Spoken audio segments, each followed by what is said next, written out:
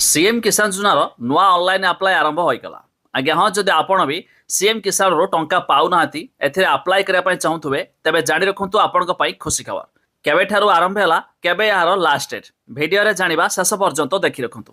आपण जानिथिबे सीएम किसान राज्य सरकार तरफ आरंभ कराइथिया बेले ए स्कीम अधीन वर्ष को 2टी किस्ती रे 2,000 करी 4,000 टंका बंटन कराई थाए।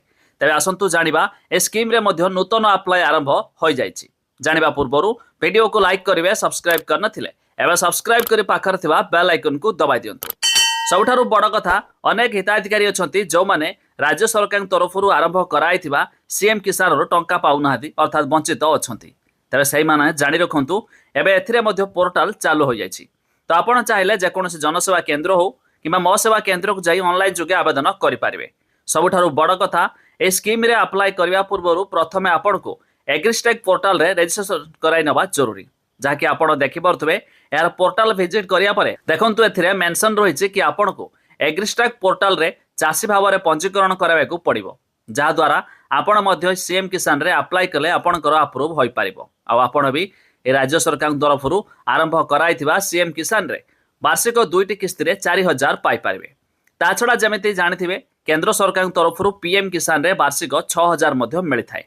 जदि आपण यार लिस्ट देखिया पाई चाहूतबे वेबसाइट रो लिंक आमे डिस्क्रिप्शन लो देइछु, आपण माने जाई मध्य चेक करि पारिबे। सबठारु बड़ कथा जेउ चासी एथिरे अप्लाई करि सारि छंती सेमानकु ई केवाईसी करिवार होइजे बाध्यतामूलक। तबे आपण मध्य ई केवाईसी यार पोर्टाल विजिट करि पारिबे, जार लिंक मध्य आमे डिस्क्रिप्शन लो देइछु, जाई मध्य देखि पारुतबे। cmkisan.odisha.in यार पोर्टाल विजिट करिया परे पूर्वरु ए चासी पंजीकरण रे क्लिक कले खोलु नथिला, किंतु एबे चासी पंजीकरण रे क्लिक करबा द्वारा एबे मध्य ओपन हे होछि। आपण ई KYC bank account link, ration card, land registration, unique mobile number एमिति कि आपनकर जदि जॉब कार्ड मनरेगा कार्ड थिबो तो ये सब मध्य जरूरी आपण को एथिरे नुआ अप्लाई करिया पई। तबे आपण ये सब अप्लाई करिया पूर्वरु थरटे जांच करनियतु। तापर मध्य आपण निजरो आधार नंबर कैप्चा ओटीपी थ्रू रे आपण माने मध्य नुआ अप्लाई करि पारिबे। तबे अधिक जानिया पई एमिति कि आपण जदि नुआ अप्लाई करिया पई चाहतबे बेटर हबो जे कोनसे जनसेवा केंद्र हो किबा मो सेवा केंद्र को जाई चेक करंतु।